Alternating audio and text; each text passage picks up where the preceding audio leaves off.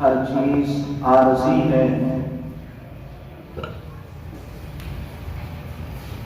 یہاں کی شان اور شوکت اس دنیا کا روح اور دبدبا، اس دنیا کی جاہ و منزلت، ہر چیز عارضی اور فنا ہو جانے والی ہے۔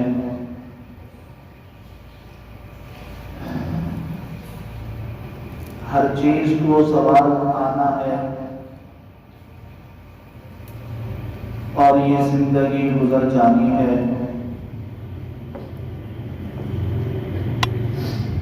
یہ زندگی مشکلات میں گزرے تب بھی گزر جائے گی، یہ زندگی حسین اور خوشی کے لمحوں کے ساتھ گزرے تب بھی گزر جائے گی۔ بادشاہ، وزیر، امیر، اس کی بھی زندگی گزر جائے گی۔ غریب، مسکین، مزدور، اس کی بھی زندگی گزر جائے گی۔ یہاں کسی چیز کو بقا نہیں ہے، یہاں کسی چیز کو ہمیشہ کے لیے رہنا نہیں ہے۔ یہاں جو بنایا گیا وہ ختم کرنے کے لیے، یہاں جو آباد کیا گیا اس کو ایک نہ ایک دن ختم ہو جانا ہے۔ زندگی اگر ٹھاٹ باٹ طریقے سے گزاری جائے تو ٹھاٹ باٹ طریقے سے بھی زندگی گزر جائے گی۔ زندگی محلات اور جناب باغات اور نہروں اور جاہ و جلال کے ساتھ کسی کی گزری تو اس کی بھی گزر گئی۔ زندگی اگر کسی کی جو ہے وہ پریشانی، مصیبت، لاچاری اور مجبوری اور بے بسی اور بے کسی، ظلم، تشدد اور بربریت کے انداز سے گزری تو اس کی بھی گزر جائے گی۔ یہاں ہر دن طلوع ہونے کے بعد غروب ہوتا ہے، ہر رات اپنی تاریکی کے بعد روشنی پیدا کر دیتی ہے۔ یہاں کسی چیز کو بقا نہیں ہے، یہاں بادشاہ ہے تو گزر اس کا بھی ہو رہا ہے، یہاں کوئی ولی ہے تو زندگی اس کی بھی گزر رہی ہے، یہاں اگر کوئی کسان اور مزدور اور دیہاڑی دار ہے زندگی اس کی بھی گزر رہی ہے۔ ہر ایک کی زندگی گزر جانی ہے۔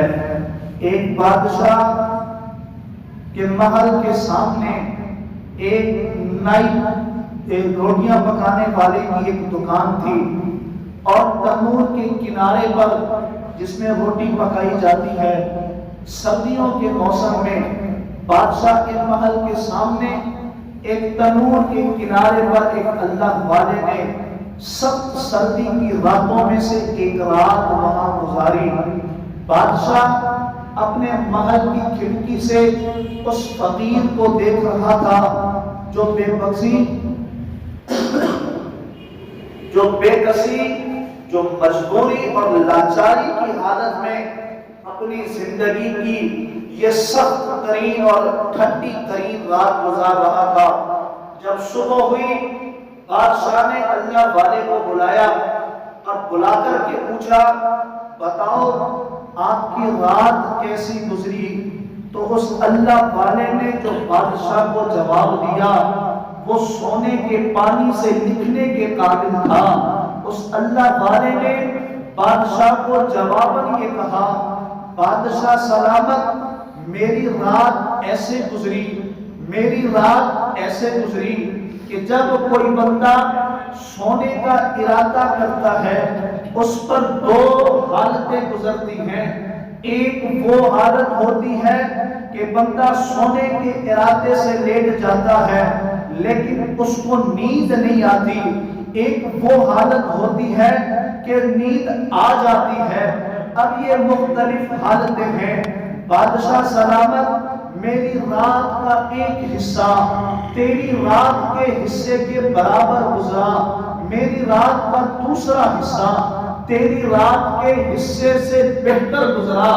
جب بادشاہ نے وزیر فقیر کا یہ جواب سنا تو بادشاہ کہنے لگا میں تو بادشاہ ہوں، میں نے تو گرم بستر پر رات گزاری، میں نے تو نرم گدوں پر رات گزاری، میرے تو 40 اور سینکڑوں کی تعداد میں خادم موجود تھے، میں نے تو بڑی بہترین رات گزاری، لیکن اے فقیر تو یہ کہتا ہے کہ تیری رات میری رات سے بہتر گزری، وجہ کیا ہے؟ تو اس فقیر نے کہا بادشاہ سلامت، سونے کے ارادے سے تو بھی لیٹا تھا، سونے کے ارادے سے میں بھی لیٹا تھا، مجھے جب نیند نہیں آ رہی تھی تو میں اللہ کا ذکر کر رہا تھا، میں اللہ کو یاد کر رہا تھا۔ میرا یہ جو رات کا حصہ ہے جس میں نیند نہیں آئی اور تیرے رات کا وہ حصہ جس میں تجھے نیند نہیں آئی، تو غافل رہا، تو اللہ کی یاد سے دور رہا، تو اللہ کی یاد سے غافل رہا۔ اے بادشاہ، میرا یہ حصہ تیری رات کے اس حصے سے بہتر گزرا، میرا یہ حصہ اللہ کی یاد میں گزرا، تیرا یہ حصہ اللہ کی یاد کی غفلت میں گزرا۔ اور بادشاہ سلامت جو رات کا دوسرا حصہ تھا، سونے کے بعد کیا پتا کہ کون نرم بستر پر سویا ہے، کون ٹھنڈی زمین پر سویا ہے، سونے کے بعد کیا پتا کون سخت سردی کی ہواؤں کے جھونکے برداشت کر رہا ہے، کون نرم بستر کے مزے لوٹ رہا ہے۔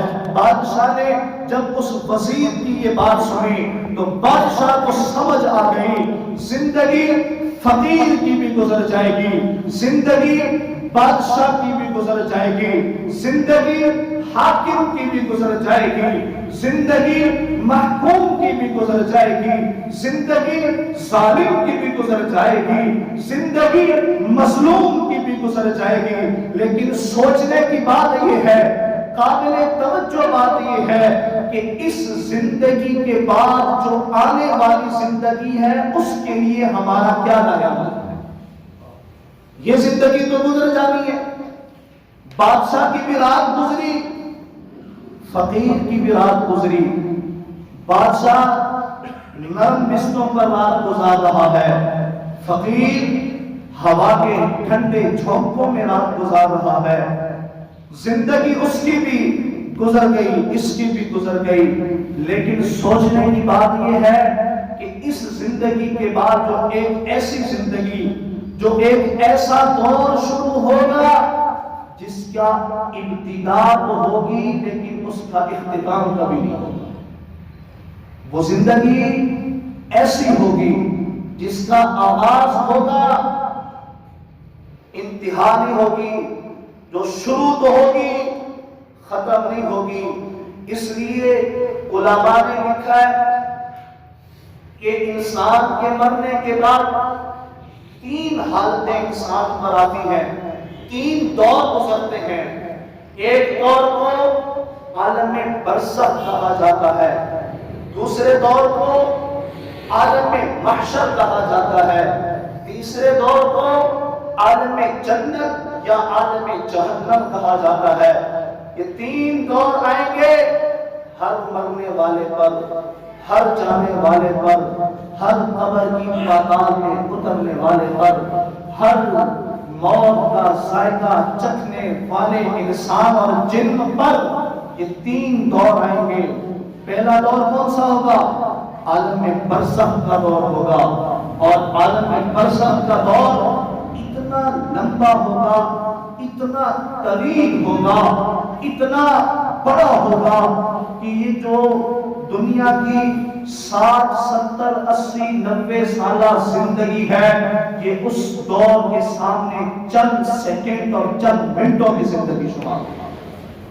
وہ دور اتنا طویل ہے، وہ عالم برزخ کا دور جو قبر کا دور ہے۔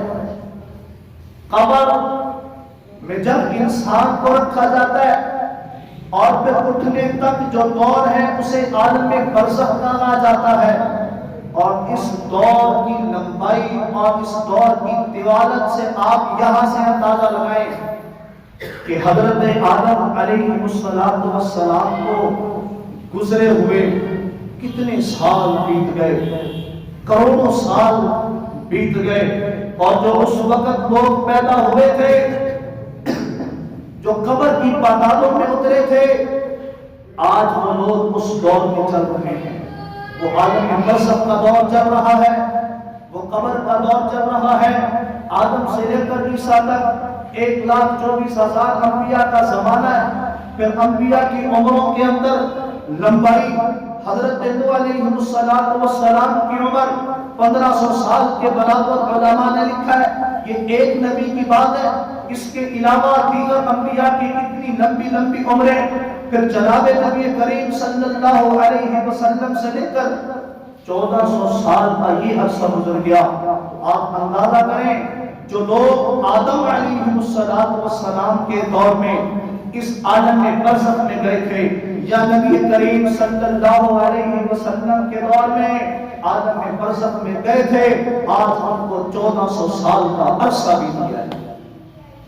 یہ پہلا دور ہے، عالم برزخ کا پہلا دور ہے۔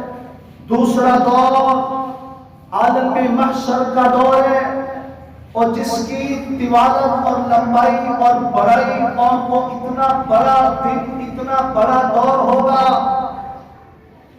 جس کو اللہ کا قرآن کہتا ہے فی یوم کان مقدارہ 50,000 سنہ۔ فی یوم، وہ دن 50,000 سال کے برابر دن ہو۔ 50,000 سال، کبھی غور کرو کہ وہ 50,000 سال کا دن ہوگا، اور یہاں ہماری 60-70 سالہ زندگی اس 50,000 سالہ دور کے برابر میں کیا ہے؟ یہ دوسرا دور ہوگا۔ تیسرا دور عالم جنت یا عالم جہنم کا ہوگا۔ جو جنتی ہوں گے وہ جنت میں چلے جائیں گے، جو جہنمی ہوں گے وہ جہنم میں چلے جائیں گے۔ مسلم شریف کی ایک روایت ہے، حضرت ابو سعید رضی اللہ تعالیٰ عنہ روایت کرتے ہیں کہ جب جنتی جنت میں چلے جائیں گے، جب جہنمی جہنم میں چلے جائیں گے، آواز آئے گی، آواز آئے گی، یا اہل الجنہ، اے جنتیو، حل تعریفون ھذا، کیا اس کو بھی جانتے ہو کہ یہ جو چیز تمہارے سامنے لائی گئی ہے اس کو بھی جانتے ہو؟ وہ اپنے سر کو اٹھائیں گے، وَيَنْظُرُونَ، اور اس چیز کی طرف دیکھیں گے، اور دیکھنے کے بعد وَيَقُولُونَ، وہ کہیں گے نعم، ہم جانتے ہیں، هَذَا الْمَوْتِ، یہ موت ہے۔ پھر اللہ تعالیٰ جہنمیوں کو مخاطب ہوں گے، یا اہل النار هل تعرفون هذا، تم اس کو جانتے ہو؟ وہ اپنے سروں کو اٹھائیں گے اور اس چیز کو دیکھیں گے، وَيَقُولُونَ، وہ کہیں گے نعم، ہم جانتے ہیں، هذا الموت، یہ موت ہے۔ اب یہ تیسرا دور ہے، یہ تیسرے دور کا آغاز ہے۔ اللہ تعالیٰ حکم کریں گے، وَيُؤْمَرُ بِهِ فَيُصْبَحُ، اللہ تعالیٰ حکم دیں گے کہ اس موت کو ذبح کر دیا جائے۔ ان کے سامنے موت کو موت آ جائے گی، اور ایک روایت میں یوں بھی آتا ہے جب اس کو موت آئے گی تو اللہ تعالیٰ کہ نبی صلی اللہ علیہ وسلم نے فرمایا کہ اس چیز کو دیکھ کر جو جنت میں ہوں گے ان کی خوشیوں میں اضافہ ہو جائے گا، اور جو جہنم میں ہوں گے ان کے غم میں مزید اضافہ ہو جائے گا۔ یہ تیسرے دور کا آغاز ہے، یہ تیسرے دور کی ابتدا ہے۔ اب جنت میں جنتی، جہنم میں جہنمی، اور پھر ایک روایت میں آتا ہے اللہ تعالیٰ انہیں فرمائیں گے جو جنت میں چلے گئے وہ اب جنت میں رہیں گے، اور جو جہنم میں چلے گئے جن کے دل میں رائی کے برابر بھی ایمان نہیں ہے وہ ہمیشہ کے لیے جہنم میں رہیں گے۔ آپ اندازہ کریں یہ دنیا کی مختصر سی زندگی جس کو ہم نے ہر طرف سے خواہشات کے باتیں اڑا دیے ہیں، یہ 60-70 سالہ زندگی گزارنے کے لیے ہم نے کہاں تک اپنے ہاتھوں کو نہیں پہنچایا۔ یہ 60-70 سالہ زندگی ایک غریب طبقے سے تعلق رکھنے والے انسان کی بھی گزر جاتی ہے اور ایک محلات میں زندگی گزارنے والے کی بھی گزر جاتی ہے۔ وہ بابا گزرنی تو اس کی بھی ہے، وہ سوکھی روکھی اور جناب بے ٹیپی بے موسمی روٹی کھا کر کے گزار لے گا، تو جناب نرم غذائیں اور مرغ پلاؤ کھا کر کے گزارے گا، گزر اس کی بھی جائے گی، گزر تیری بھی جائے گی۔ تو حلال کے راستے سے کما جتنا کما سکتا ہے، تو بھی حلال کے راستے سے کما جتنا بھی کما سکتا ہے، لیکن یاد رکھو یہ دنیا سب کچھ نہیں ہے۔ اللہ تعالیٰ کا قرآن کیا کہتا ہے؟ فرمایا بل تؤثرون الحیات الدنیا، بل تؤثرون الحیات الدنیا۔ تمہیں کیا ہو گیا؟ تمہیں کیا ہو گیا؟ تم دنیا کی زندگی کو کیوں ترجیح دینے لگ گئے ہو؟ تم دنیا کی زندگی کو اپنا مسکن کیوں بنا رہے ہو؟ تم اوڑھنا بچھونا اپنا سب کچھ اس دنیا کی زندگی کو کیوں بنا رہے ہو؟ والآخرۃ خیر وابقیٰ، تمہیں پتہ نہیں ہے کہ دنیا فنا ہو جانے والی ہے اور آخرت کی زندگی ہمیشہ رہنے والی زندگی۔ والآخرۃ خیر وابقیٰ، اس لیے دنیا میں زندگی گزارتے ہوئے اس بات کا خیال رکھنا کہ بھائی میں کسی بھی قوم اور قبیلے اور برادری سے تعلق رکھنے والا ہوں، لیکن جانا مجھے بھی محشر کے میدان میں ہے، اترنا مجھے بھی قبر کی پاتال میں ہے، سامنا میں نے بھی جناب نبی کریم صلی اللہ علیہ وسلم کا کرنا ہے۔ 3 دور یہ مجھ پر بھی آنے ہیں، میں نے بھی یہ 3 دور گزارنے ہیں، میں نے بھی ان 3 دوروں سے گزرنا ہے۔ اور اللہ تعالیٰ کا قرآن کیا کہتا ہے؟ وَمَن يَتَّقِ اللَّهَ يَجْعَل لَّهُ مَخْرَجًا، جو اللہ سے ڈر گیا، جس کے دل میں تقویٰ آ گیا، وَمَن يَتَّقِ اللَّهَ يَجْعَل لَّهُ مَخْرَجًا، اللہ تعالیٰ اس کے لیے راستے بنائے گا، اللہ تعالیٰ اس کے لیے ایسے راستے بنائے گا کہ وہ تمام تر مصیبتوں سے گزر جائے گا۔ فرمایا وَيَرْزُقْهُ مِنْ حَيْثُ لَا يَحْتَسِبُ، اللہ کہتے ہیں میں اس کو ایسی جگہ سے رزق پہنچاؤں گا کہ وہ بندہ گمان بھی نہیں کر سکتا کہ رزق آیا کہاں سے۔ لیکن شرط کیا ہے؟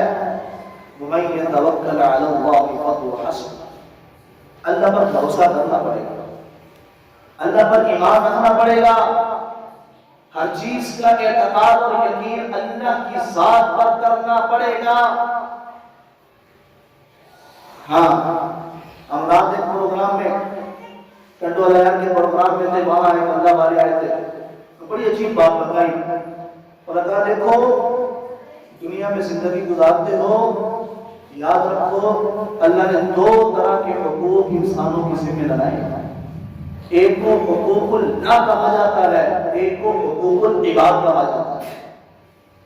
اور اس نے بڑی عجیب بات کہی، اس نے کہا اگر حقوق اللہ میں کمی ہوئی تو اللہ چاہے تو معاف فرما دیں گے، حقوق العباد میں کمی ہوئی تو معافی کا کوئی تصور نہیں ہے جب تک کہ تیرے بدلے کی نیکیاں اس کے کھاتے میں نہ ڈال دی۔